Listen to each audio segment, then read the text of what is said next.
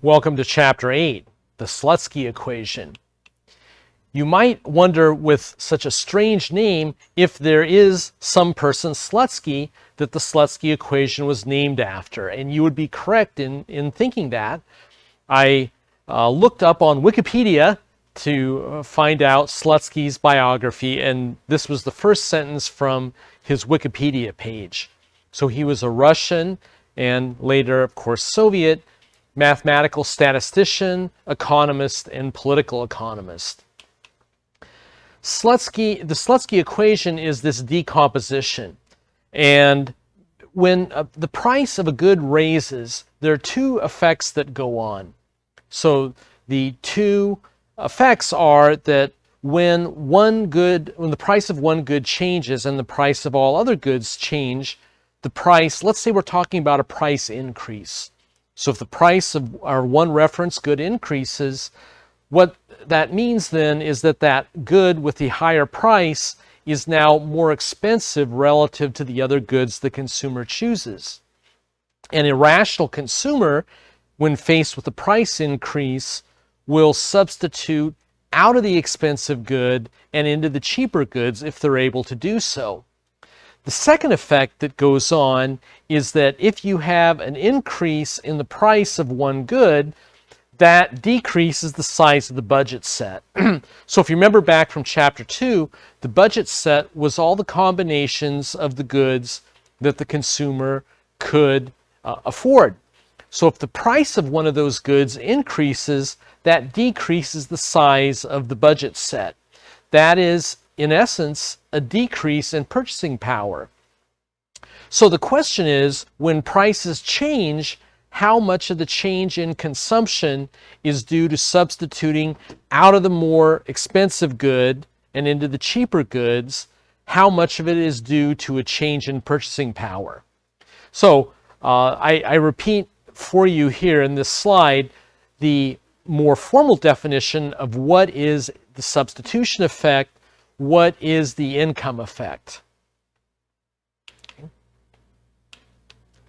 Now, we would like to find out a mathematical sign. So in any mathematical economics course, what you're usually interested in is, can you make firm theoretical predictions about the signs or magnitudes of different changes? So in this case, we want to know what happens if the price of a good increases. Can we say categorically what the signs of the income and substitution effects are? So Varian establishes for us that the mathematical sign of the substitution effect is globally negative. And what that means then is, as a good becomes more expensive, rational consumers will substitute out of the more expensive good and into the cheaper goods. The income effect states that if the price of a good increases and that causes the budget set to become smaller, or the consumer is faced with lower purchasing power, how does lower purchasing power affect the demand for that particular good? And the effect of reduced purchasing power depends upon whether the good in question is a normal good or an inferior good. You will recall that normal goods are goods when I become richer, I want to buy more of it. Whereas inferior goods are goods as I become wealthier, I want less of the good. So an increase in prices reduces the size of the budget set.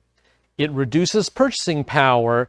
So if I have less purchasing power, I will buy less of a normal good, meaning a negative mathematical sign for an income effect.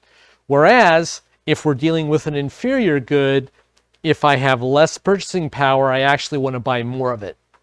So if I add the mathematical signs of these effects together, what I find then is, for normal good, the total effect is negative. So what that means is, for a normal good, the sign of a of the slope of a demand curve is honest to goodness always going to be negative, right? So as the price of a normal good goes up, less of it will be consumed. That's what this total effect, this sign means. However, for an inferior good, whether an increase in price causes more or less to be consumed depends upon the relative magnitude of income and substitution effects. One is negative, one is positive. The net effect is theoretically ambiguous. It depends upon which effect has a larger mathematical sign. So to illustrate this graphically with choice graphs, consider what happens if the price of good 1 falls. So we have a price cut. We know that if the price of good 1 decreases, more good 1 will be consumed. Okay?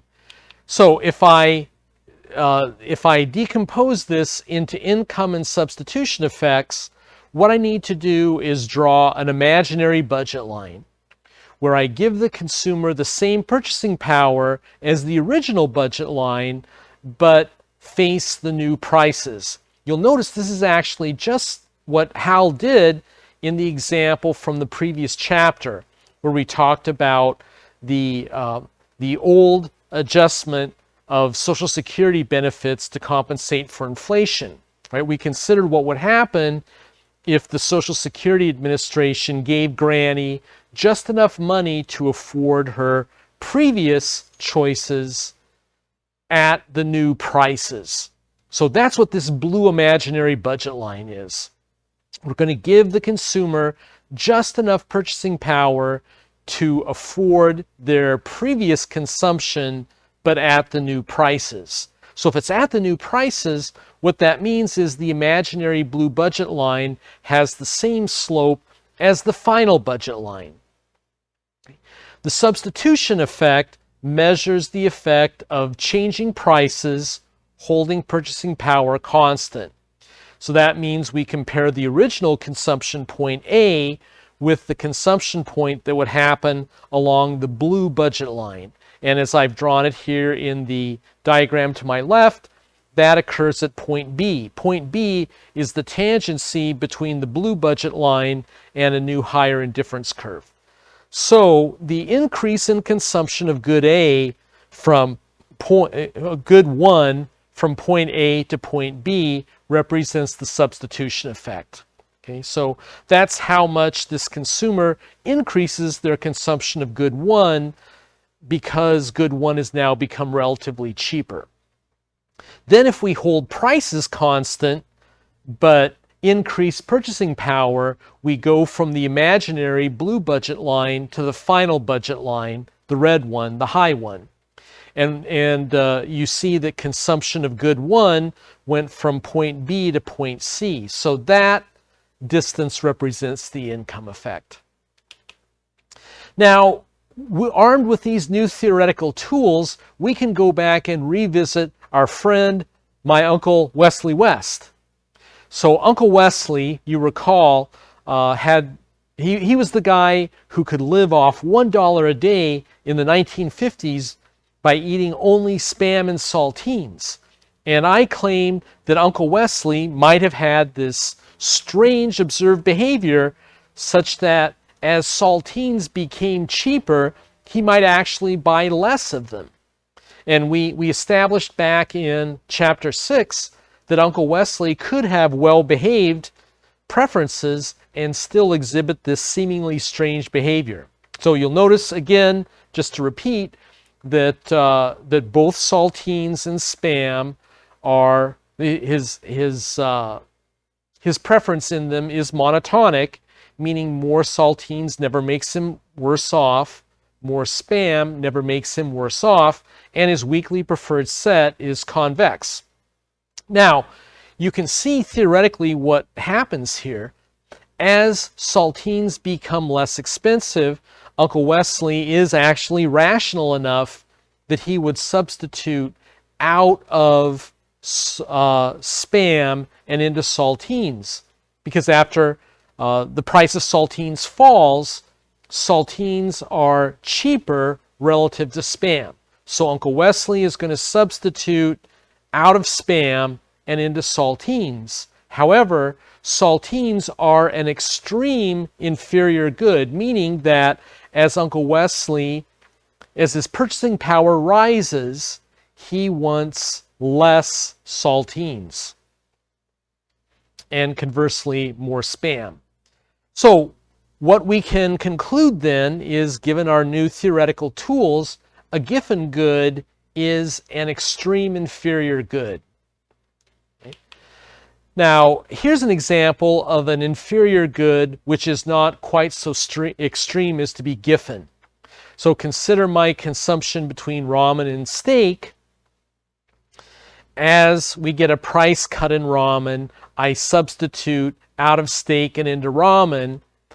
But then as my purchasing power increases, right, so my budget set becomes larger when the price of ramen falls, that somewhat offsets my increased enthusiasm for ramen, right? So since I'm wealthier, I want to buy more steak and I want to buy less ramen, but the effect is not large enough to overwhelm the original substitution effect. So this would be an inferior good, which is not Giffen. Okay. Now consider what would happen if we want to apply the Slutsky decomposition to goods which are perfect complements. Perfect complements are goods that have to be consumed in fixed quantities. The example that I introduced you to from chapter 3 is that I believe every hot dog must be consumed with a bun, and every bun must be consumed with a hot dog. So if we apply the Slutsky decomposition, remember what I do so in this case the price of hot dogs fell. I have to draw my imaginary blue budget line where I have just enough income to afford my original consumption point A, but at the new prices. So what that means is the imaginary blue budget line represents less income. Okay, so if you take enough income away so I can just afford bundle A at the new prices, I continue to choose bundle A, right? Because I have to consume hot dogs and hot dog buns in this 1-to-1 ratio. So in essence, there is no substitution out of the relatively more expensive good buns and into the relatively cheaper good hot dogs.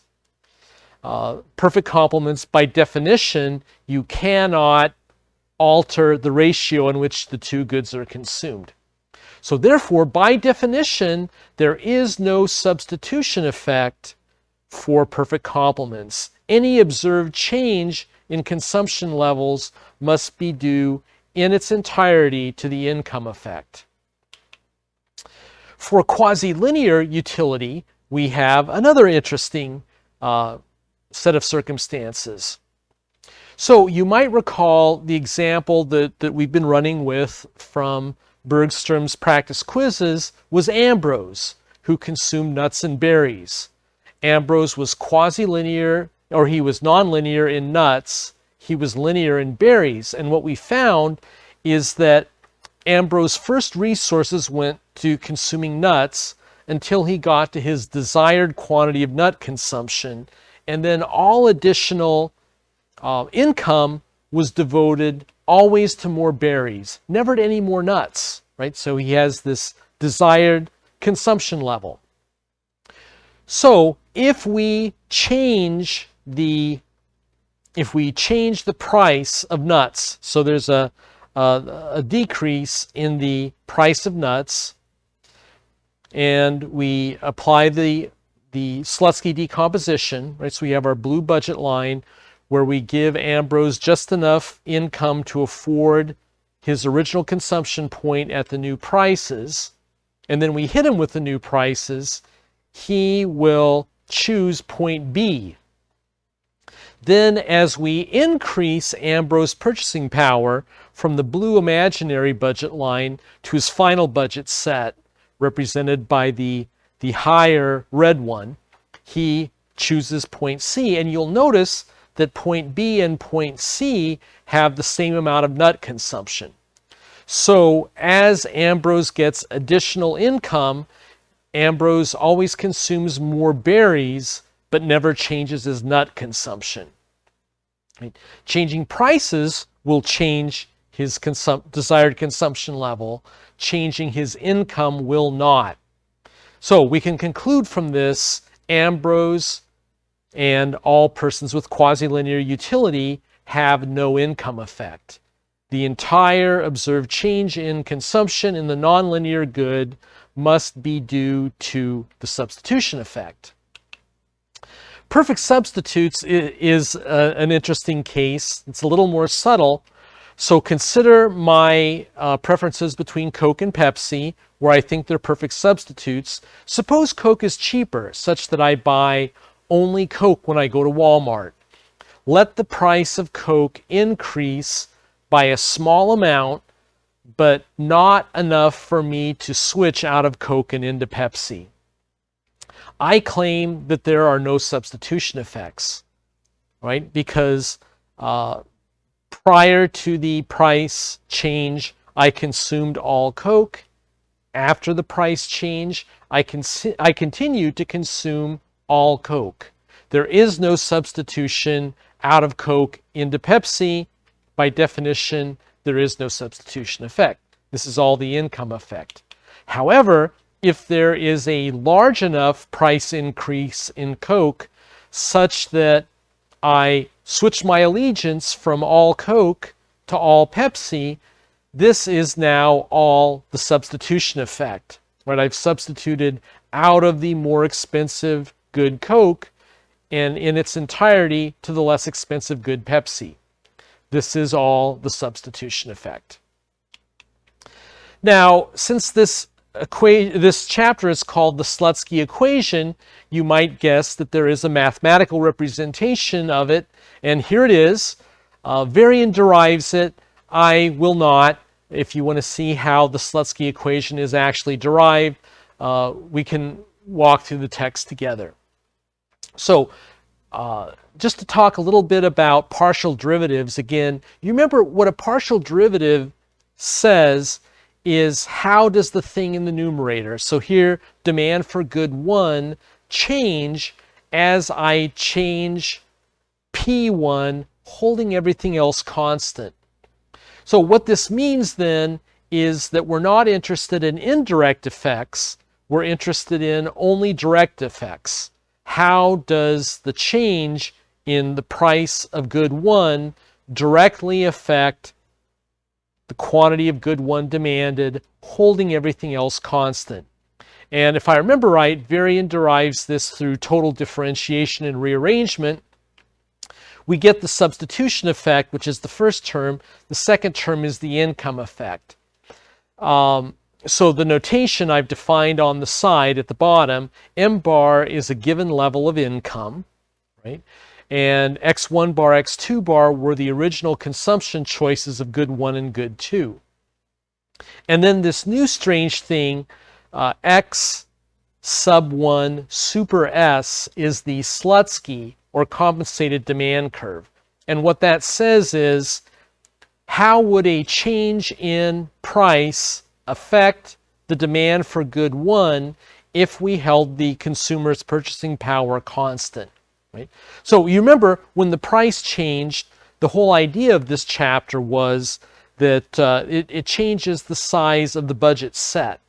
So what this Slutsky or compensated demand curve does is it mathematically holds purchasing power constant as prices change. Right? So that's where we get the substitution effect, and then the income effect is a little bit more straightforward. Nothing too strange going on there. I'll show you an example with this first practice quiz question. So in quiz question 3, it's based off, again, a problem that's in Professor Bergstrom's Intermediate Micro Workbook, where Neville, the Englishman, consumes claret. And the two goods he consumes are claret and dollars to spend on other goods and services. And Neville has a friend named Marmaduke who also consumes chlorate and dollars to spend on other goods.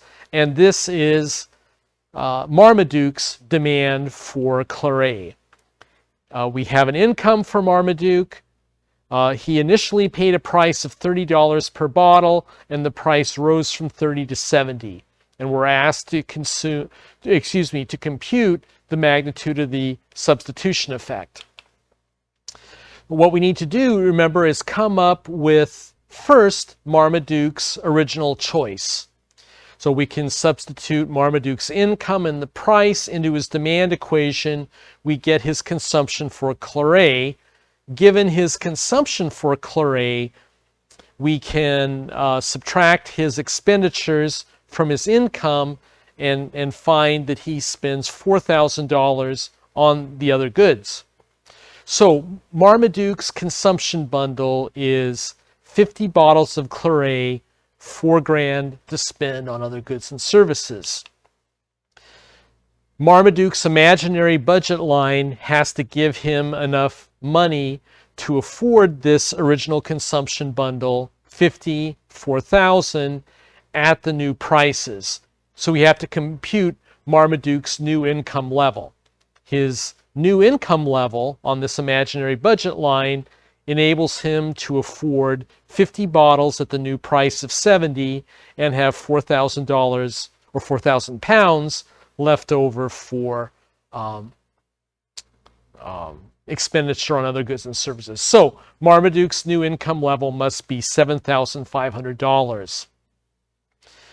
So we compute Marmaduke's consumption of chlorate if he faces this new price of 70 and has the new income level that held his purchasing power constant of 7,500. So under those circumstances, he would consume 10 bottles of chlorate. Since he originally consumed 50, 50 minus 10 is 40. So that must be Marmaduke's substitution effect. Here's how we do it with calculus using the actual Slutsky equation. So again, Marmaduke's new consumption, actually in this case, I've computed his new income level parametrically, right?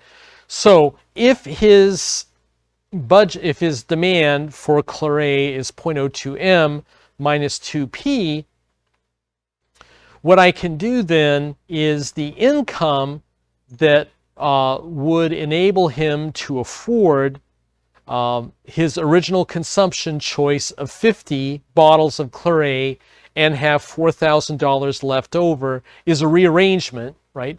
And it's given here. M prime, Marmaduke's compensated income level, would enable him to buy 50 bottles of chlorate at the going price P and have $4,000 left over to spend on goods and services.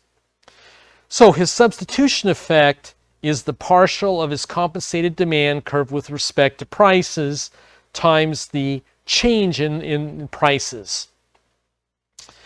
So, so this second line, I've just put parameters in. The price of chlorate is defined as P. The price of the other good, which is dollars to spend on other goods and services, is by definition 1. His initial consumption level of chlorate was 50. His initial expenditure on other goods and services was 4,000. Okay. So if I substitute in my new expression for M prime into his demand equation, 0.02 p, 0.02 m minus 2p, I've substituted M prime, his new fixed income level, in. Then through rearrangement, what I show is that Marmaduke's compensated demand function is 80 minus p. So that shows the effect of changing prices on his demand for chlorate, holding its purchasing power constant. So I take the partial of that compensated demand function with respect to P and multiply it by the change in the price level. That partial derivative is clearly -1, and the change in the price level is 40. So the new price level is 70. The old price level was 30. Prices have risen by 40. So Marmaduke's substitution effect is -1 times 40 or minus 40, which is exactly what we found using algebra instead of calculus. The second question, or x1 and x2 are perfect complements. The consumer always consumes them in the ratio of 2 x2s to 1 x1. The price of good 2 changes. It raises by $1. The price of good 1 stays constant. Then the income effect of the price change is what? Well, you remember for perfect complements, we have indifference curves that are kinked. There is no opportunity to substitute out of one good and into the other. So by definition, any observed change in demand must be due to income effect alone. There is no freedom to substitute out of the expensive good and into the cheap good. So the correct answer is C. The income effect accounts for the entire change in demand. And finally, question 5, Maud thinks delphiniums and hollyhocks are perfect substitutes 1 for 1. If delphiniums currently cost 3 and hollyhocks cost 4 and they're perfect substitutes, Maud will buy all delphiniums. But if the price of delphiniums rises to 7, now hollyhocks are cheaper than delphiniums, and Maud should substitute from all delphiniums into all hollyhocks. So the entire change in demand for delphiniums is due to the substitution effect, because Maud substitutes from all delphiniums to all hollyhocks. So that'll do it for chapter 8.